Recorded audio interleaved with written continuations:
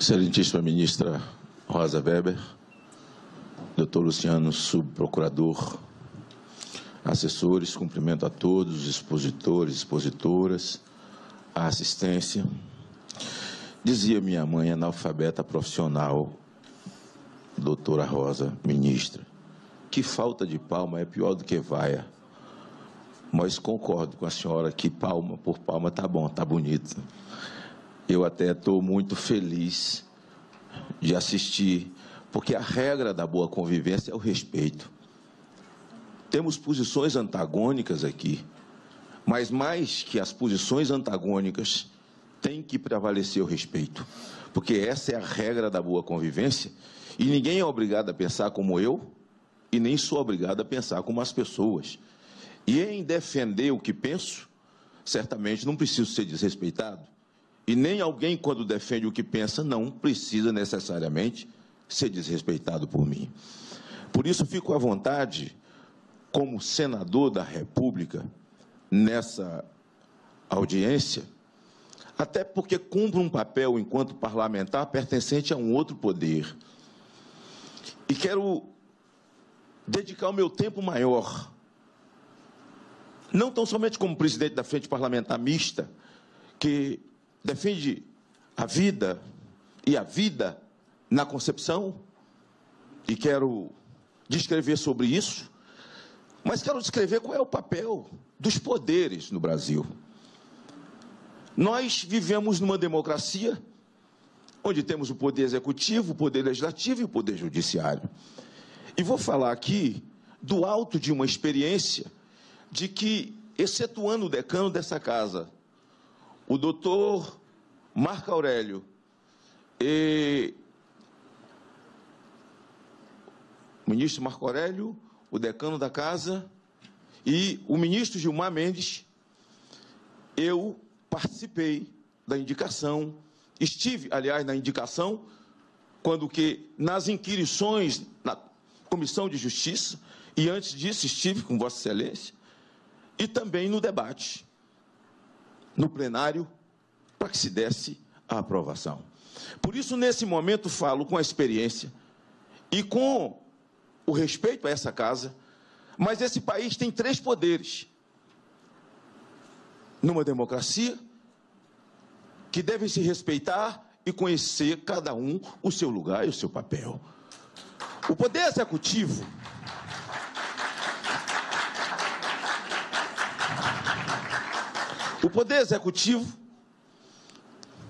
o poder legislativo faz as leis, e essa casa é guardiã das leis. Confesso a Vossa Excelência que nos últimos tempos, assim como a nação brasileira como um todo, temos assistido, estarrecidos, o ativismo judicial no país.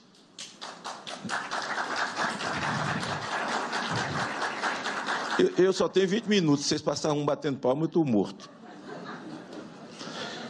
O ativismo judicial no país, e parece que é uma coisa que virou regra. E o ativismo judicial tem portado-se desta forma. Um presidente da República não pode nomear um ministro que a Suprema Corte pode impedi-lo. Ele pode nomear um bandido, ele que paga o preço do seu banditismo. Mas a Suprema Corte tem que cumprir o seu papel de guardar a Constituição e ter cuidado como guardiã da lei. Essa ADF 442 e o início da vida, a DPF 442, ela não discute, ela não está discutindo o início da vida. E eu entendo que todos os ministros do Supremo Tribunal têm as suas posições formadas e definidas com relação a isso, até porque o balizamento é um código civil que esse país tem. E as decisões são tomadas com base no Código Civil. E com base no Código Civil se toma decisões a partir da vida. E o que nós sabemos é que os embriologistas, aqueles que sabem e são doutores muito mais que nós, Eles entendem que a vida começa na concepção. Ainda quero lembrar aos ouvintes que estão nas redes sociais, na televisão, e quero lembrar também a essa seleta plateia, não quero discutir números, até porque me sinto plenamente representado na fala, na sexta-feira, do Dr. Rafael Câmara, o ginecologista que aqui esteve, e penso que parte da nação brasileira se sente representada quando ele, na verdade, passou alguns momentos falando sobre os números, e há um imbróglio de números mentirosos, e que foram desqualificados, e que a nós todos envergonha os números postos pelo Ministério da Saúde do país. Pois é, ministra Rosa, assistência e o Brasil que nos vê. Quero lembrar a esta Suprema Corte que a Federação Brasileira das Academias de Medicina, que reúne a Academia Nacional de Medicina, mais as Academias Estaduais de Medicina, no seu 7º conclave realizado no Rio de Janeiro, no dia 9 de maio de 98, redigiu um documento intitulado Carta do Rio, da qual lê-se que a classe médica afirma como verdade científica irrefutável que a vida começa na concepção. Isso desmonta todo e qualquer argumento que foram feitas pelo ex-ministro da Saúde desse país. Além disso, precisamente, em março de 2000, mais de 2.000 médicos e pesquisadores nas áreas genéticas, ginecologia e obstetrícia em Espanha assinaram um manifesto intitulado Carta de Madrid, na qual a classe médica espanhola também afirma como verdade científica irrefutável que a vida humana começa na concepção. A vida humana, e nós todos, somos frutos do nascituro. Se assim não fosse verdade, aqui nós não estaríamos. Para fazer essa discussão hoje, é preciso reconhecer, gostando ou não, que nós somos frutos do nascituro. E uma criança formada às 12 semanas, aliás, já está formada com 8 semanas, não sei por que não matar com 8, deixar para matar com 12, não sei. E normalmente quando alguém está no corredor da morte, na sua última semana de vida, ele recebe uns upgrades na sua alimentação, nos seus perfumes, como dando a ele uma oportunidade ou alguns agrados. Quem pode matar com 12 semanas, pode matar com 8, porque com 8 está plenamente formado. A vida, o feto no útero da mãe, ele não é parte da mulher. Ele não é uma unha que cresceu, não é fio de cabelo. E tem direitos constitucionais, já no útero da mãe. Tem a vida, a Constituição brasileira diz, não sei se a Constituição argentina diz isso, mas a Constituição brasileira diz que a criança tem direito à alimentação, segurança e cuidado. Ela está cuidada no útero, está se alimentando pelo cordão umbilical. Se o feto fosse algo estranho no útero da mulher, certamente o organismo a expulsaria. Nós estamos diante de um quadro que ou temos cultura da vida ou temos cultura da morte. Gostaria de, ainda falando sobre o ativismo judiciário, me lembro que o ministro Barroso, quando advogado, fez a defesa oral quando essa casa julgava o aborto de anicéfalos.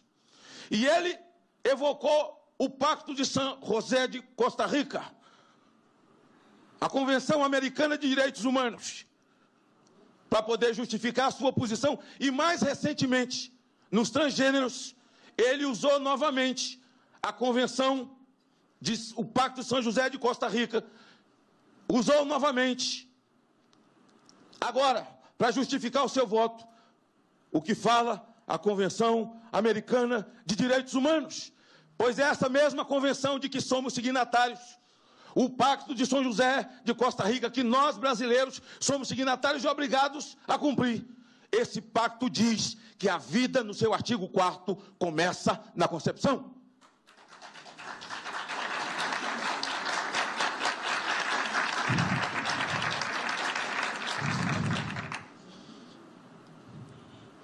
O Congresso Nacional não está omisso para que essa situação viesse parar aqui.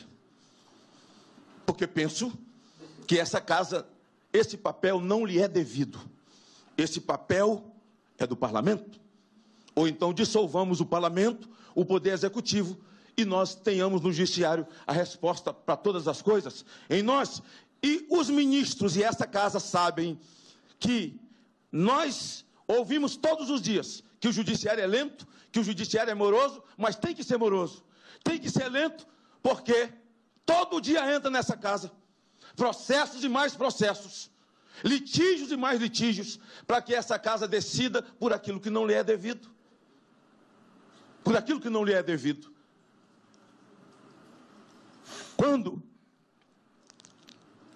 eu sou ministra, em 1991, chegou à Câmara o PL 1135, que tramitou mais de 20 anos. Essa proposta de aborto no Brasil foi rejeitada na Constituição de 88. 20 anos e foi derrubada. E ela estava apressando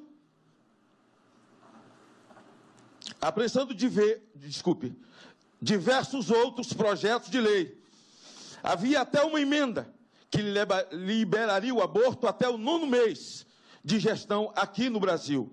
Hoje, existem várias outras propostas tramitando, inclusive um PL do deputado Jean Willis, 882, só para dizer que as duas casas não estão omissas, elas estão debatendo, elas estão falando. Inclusive, Vossa Excelência provocou o Senado para que o Senado falasse a respeito da matéria, e o Senado não se posicionou a favor.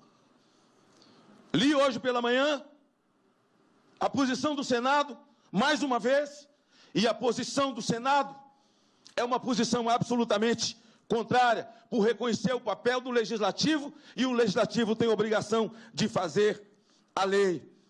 Mas gostaria ainda, ministra Rosa Weber, me lembro quando a senhora foi sabatinada, e eu estava na sua sabatina, e muito feliz de ter estado, porque lhe devoto respeito. Quando perguntada sobre o ativismo judicial, a senhora respondeu da seguinte forma, e quero parabenizar pela resposta. O judiciário tem ausência de legitimidade democrática. Seus membros não são eleitos. Seus membros não são eleitos. É verdade. Para tanto, esse debate que aqui se dá é um debate de parlamento. Não sei qual é a posição de Vossa Excelência com relação a essa matéria. Sei de alguns ministros. Já sabia antes a posição deles. Ficou nebulosa quando foram inquiridos na CCJ. Nem tanto inquiridos, muito mais elogiados, porque falta legitimidade e condição a alguns senadores para poder fazer pergunta. E aqueles que fazem elogios muito profundos são elogios tipo, lembra-te de mim?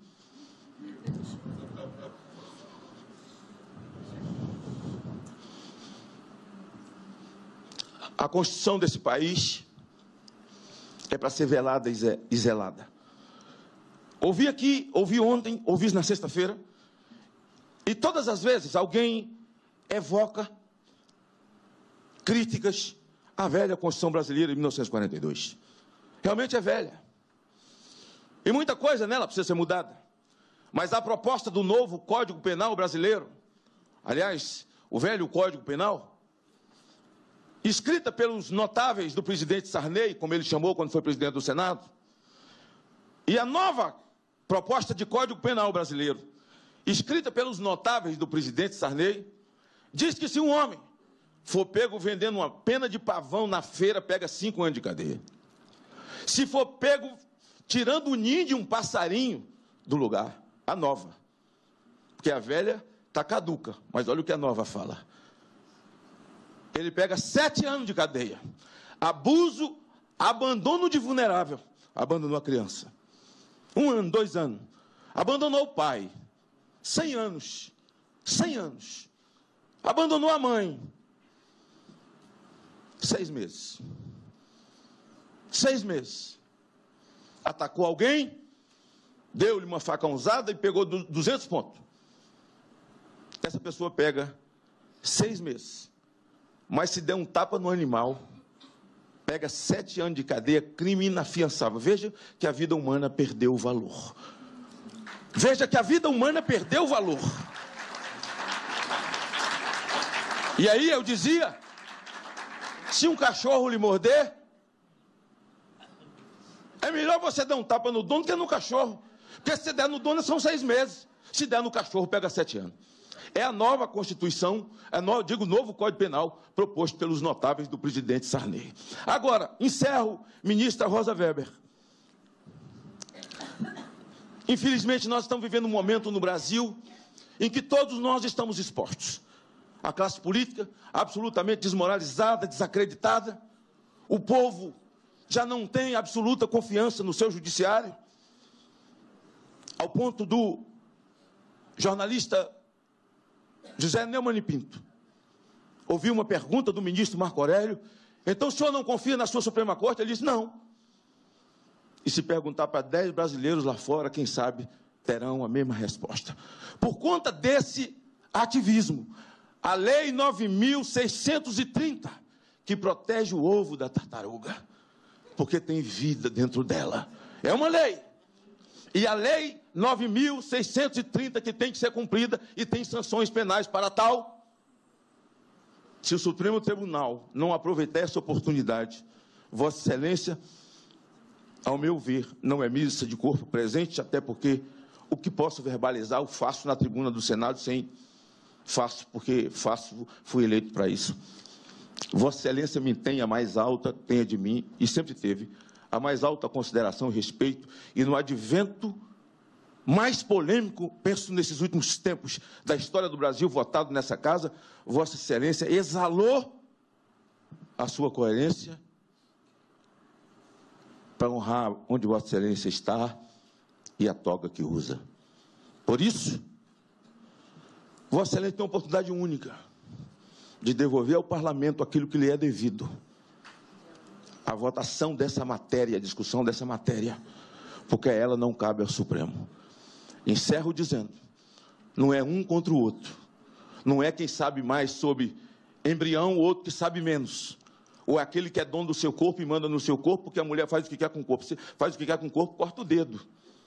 Mas o feto não é um dedo, não é o cabelo, corte o cabelo, corte a unha, mas é a vida. Estava vindo para cá, ministra, e minha filha me mandou a ultrassonografia e disse: pai, está com 6 semanas, o coração está batendo bem, está respirando bem. É a vida. É a vida. Por isso, digo para o Brasil, se o parlamento perder a sua capacidade de legislar, só existimos para dar despesa e prejuízo à nação brasileira. Somente nós precisamos recuperar a nossa capacidade, e cada qual no seu quadrado, para que a nação ande bem democraticamente. E encerro dizendo que se, na pior das hipóteses, ao meu ver, a DPF tiver lugar a êxito, eu vou emendar a 9.630 para que o feto tenha o mesmo direito que um ovo de tartaruga. Obrigado, senhor.